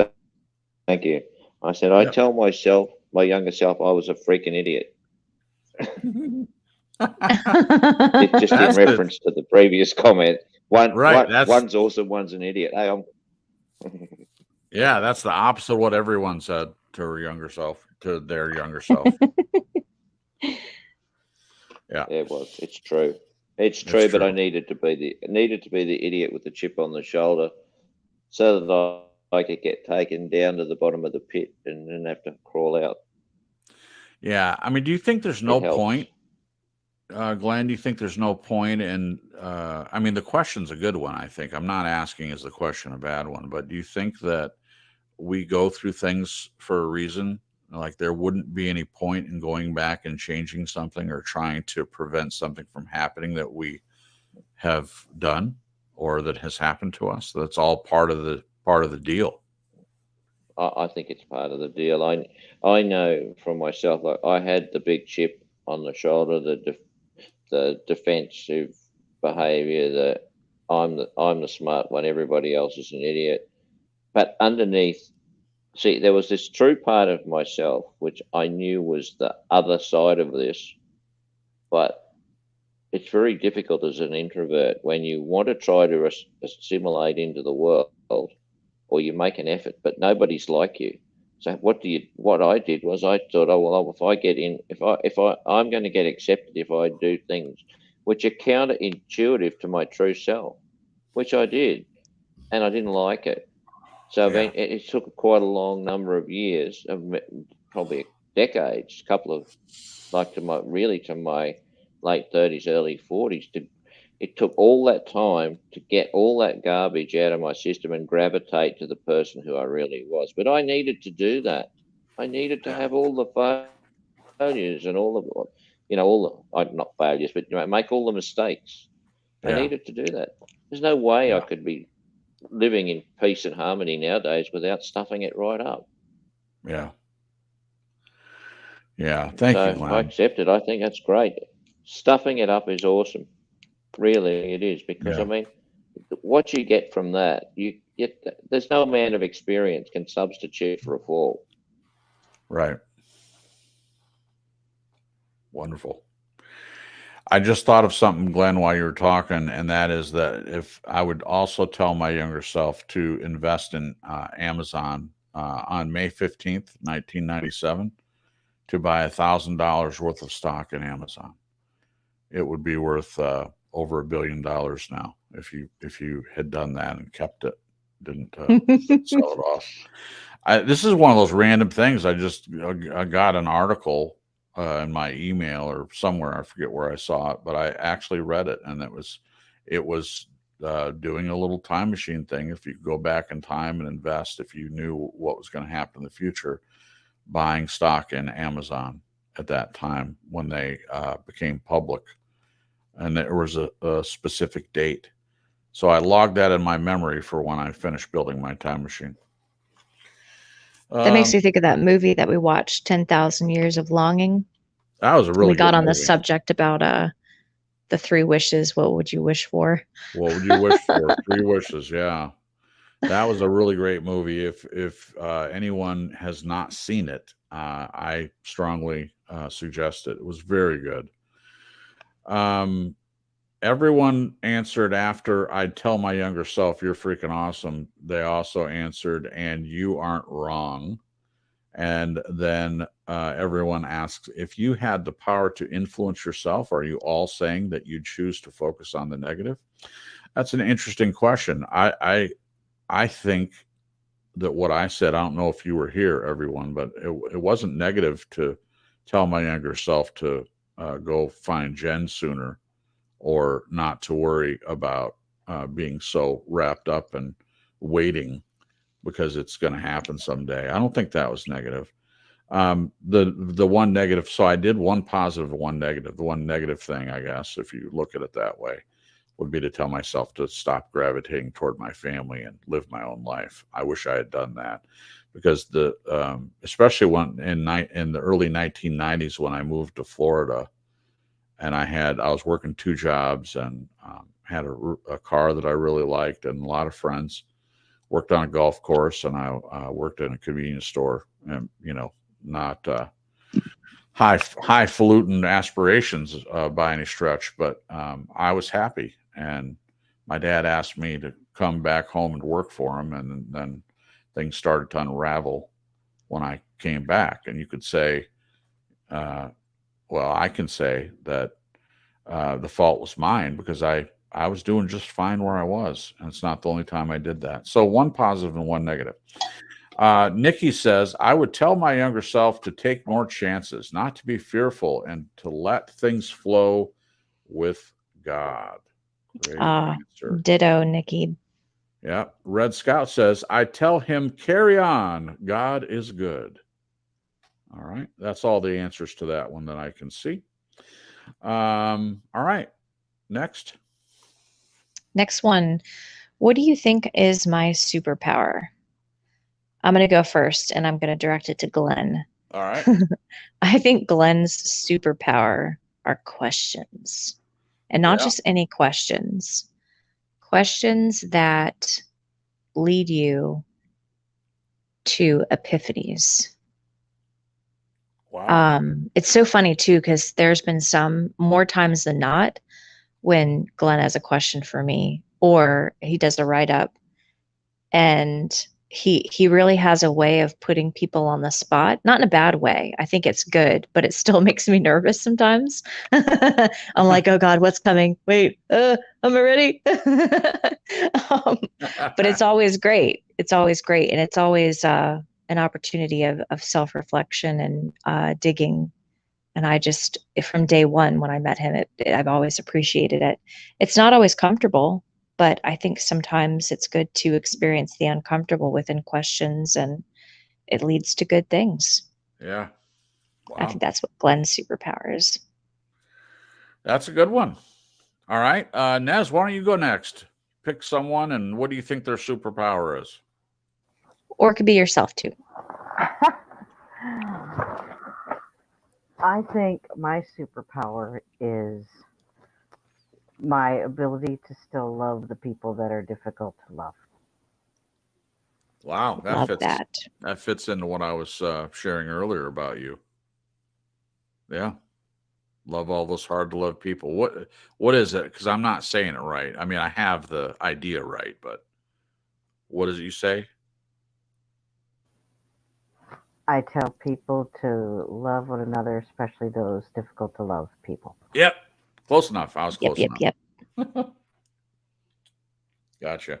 I also said I think one of Nez's other superpowers is making people feel welcomed and seen. Yeah. Oh, thank you. She's very good at, when you start a stream, you make sure to welcome everybody and interact with everybody, and even, you know, sharing people's links and encouraging other people Yeah. to share each other's, and you're just very encouraging and supportive. It's just all deliciously wonderful. I love it. Thank you. Yeah. I'll do all three, and I'll start with Glenn. I would agree with Jen. His question asking, as I mentioned earlier, I didn't think of it as being a superpower, but now that Jen brings it up, I would agree 100% about that he does know what questions to ask and when to ask them. And he gives the credit to a little bit to my mother, who said that that's how she is a good counselor. But either way, it's something that is a superpower. I believe if you can learn that, you can help other people by asking good questions and they come to their own conclusions. You're not telling them, okay, I'm going to ask this question. You need to answer like this.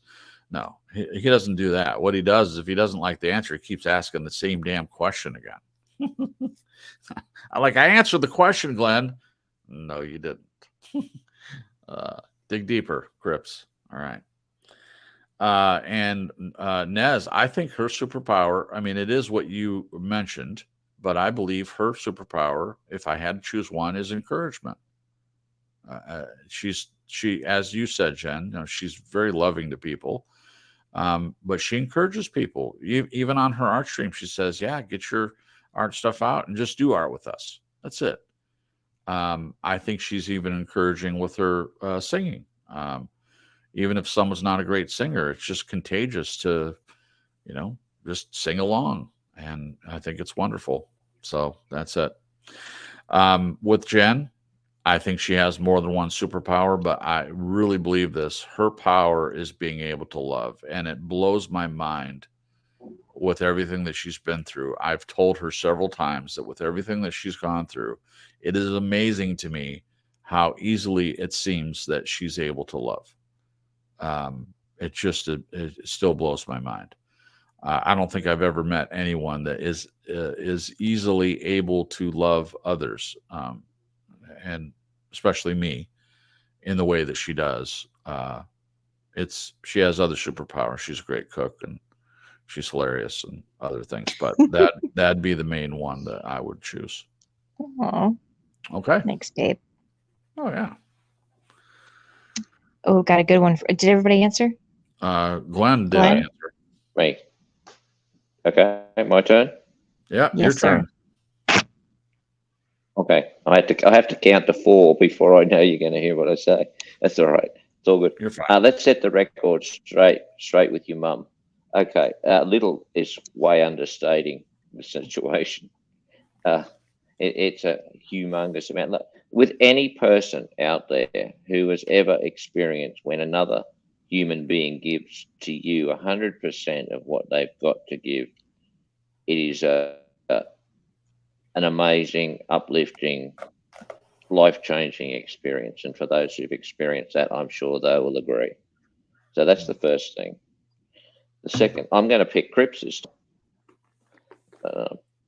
The broadcast that you mentioned where you were emotional, up until that very point, I'd always been a little bit guarded internally about where you're at.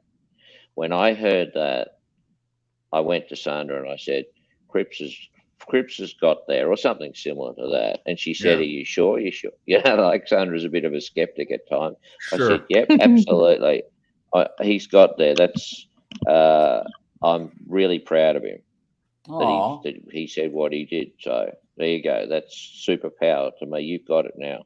well, thank you, Glenn. I appreciate that. It means a lot.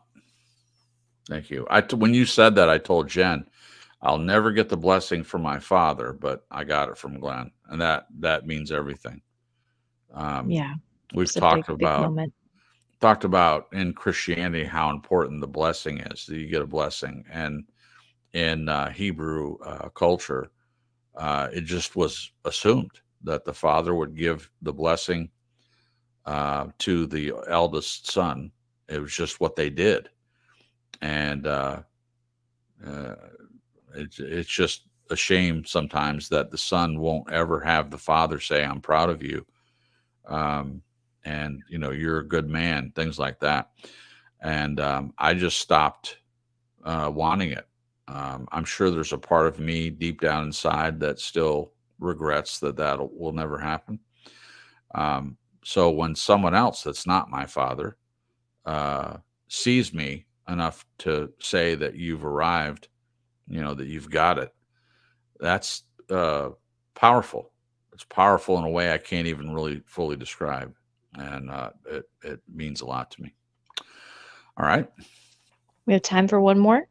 Yeah, I'm okay with doing one more. I mean, we're at 156. If everyone wants to do one more, I'm cool with it. Okay, I've got two I'm looking at here, and I'm trying to decide which one. Okay, These are- I'm gonna read them both, and you guys can pick which one you want to answer. Sounds How good about to me. that? Okay, first one, they're both kind of tough. Okay. First one is, what are you still trying to prove to yourself? Oh, And the second choice is, are you lying to yourself about anything? wow. I'll let someone else pick. I like both of them. I probably like the first one a little bit better. Okay, who wants to go first? So I'll go. first What was one the is first one? first one is, Okay, what are you go, you? Liz. Oh, okay. I'm still trying to prove not just to myself, but to my mother, my grandparents, that I can do this. That with God's help, I can get through this life. That I'm not going to uh, end up in a bad place because I'm making such horrible, horrible decisions. I mean, bad things happen to everybody, but I mean making those kind of decisions that in the moment they're just not what you should be doing. I'm trying to prove to myself and to them that I can do it. I can make it. Mm, that's good. That is good. All right. I would say mine is somewhat similar. And it's funny because I'm looking at both of these questions. So the first one I'll say, what are you still trying to prove to yourself? That I can do the things that I am passionate about, and I don't have to pick one. I can do all of them. Yeah. And I think the follow-up question, are you lying to yourself about anything? I think the lie for me is the lie of thinking that I can't. Yeah. So that's my answer. Wow. Both of them. Let's hear from Glenn. And Glenn, you can do what Jen did if you want and answer both of them. I think he asked what the Sure. questions were. Do you mind reading them again? Yeah. So first one, Glenn, is what are you still trying to prove to yourself? And then the second one is, are you lying to yourself about anything? Which I can't imagine Glenn would lie to himself about anything, but I could be wrong. He's so direct. He'd be like direct with himself. In all humility and sincerity, I'm not trying to prove anything, and I don't believe I'm lying to myself. either. All right. I'm straight down. I'm straight there. I'm straight down the line. Love it. I Boring to love it. some, nice to others. But it's Yeah. fantastic, though. I Yeah. think for anybody to not be trying to prove anything to themselves and not lying to them about anything about themselves is, I think that's a great place to be. I'm celebrating that with you, Glenn. Yeah. It's just it. So you can live in peace, harmony, all of those chill things. If you're not trying to do any of this stuff, you know, you can relax. There's no. Mhm. It takes all the pressure off yourself. Why impose pressure on? Why put that burden on your back in the first place? Right. Great point. Accept who you are and just try to be better. Yeah. That's great. Thanks. For me, the first one, and it just came to me while Glenn was talking, because for a minute I thought, well, I feel the same way as Glenn. But for the first one, I would read the first one again, please, Jen. First one is, what are you still trying to prove to yourself? So for the longest time, I have wanted to know all the answers to everything. I've been a curious person my whole life and introspective, and especially with spiritual things. I have wanted to, understand the Bible. I've wanted to understand who God really is and who Jesus really is, and all the characters. I've really had this drive and this need. Um, so I don't know if it exactly fits, but as far as proving, I don't need to prove that I need all the answers. And this isn't to anyone else; it's to myself. I would consider it a matter of pride to have all the answers. And what I have found is frustration in that you can't have all the answers because everything's not presented as truth. And I've gotten to the point where I'm still asking questions. I'm still researching. I still want to know the answers, but I don't have to prove out the answers to everything. I'm finding a peace in not knowing all the answers. Haven't I, Jen? Don't you feel that? Yeah, I would agree. And so that's a big thing. There may be some way I'm lying to myself, but if there is, I'm not aware of it. I feel like I have been, especially more recently over the past few years, I feel like I'm being completely honest with myself about everything. But if there is something, if something comes up that I realize, because that's happened before, where there was something that came up in my life and I just didn't realize it was in there, right? But as far as I'm aware, I'm not lying to myself about anything either. All right. Okay. Is that Sweet, all? sweet. That's All right. it. Unless you guys want to do one more. I'm kind of hungry, though. We haven't had dinner. Yeah. No, I think this is a good closing time. It's just after 10 o'clock and we've had a long weekend, and I would like to spend some time together and have some food. Ooh, I have one more that'll be easy. Okay. Okay. What do you love doing that makes you happy? I know this is sappy again, and all my answers revolve around Jen, it seems like. But what you just described is having something to eat and hanging out. That makes me super happy. I don't need to go to Disneyland. I don't need to, go to huge parties or concerts. I mean, those are nice. I don't need to live in a mansion or anything like that. I just enjoy time with my wife. I do. I thoroughly enjoy it. It just is amazing. And I never thought I'd be that way. I've talked a lot before about how I treasured my alone time, how important it was for me, especially in my first marriage. It makes sense to me why I wanted to be alone in that relationship. But even before and after that, I just had to get away and spend time on my own. And I still get that. Jen has her time to herself. If she can keep from me coming out of my office and asking her some inane question about something.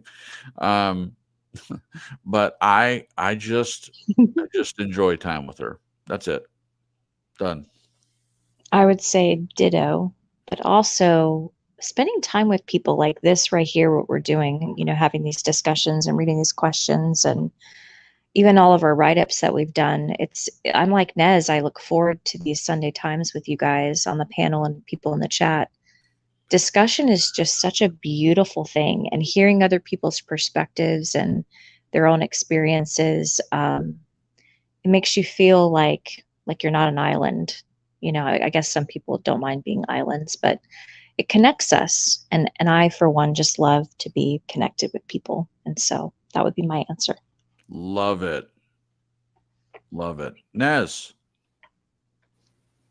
What was the question again? Oh, shoot, I put it back in here. What was it, Jason? You have a better memory than me.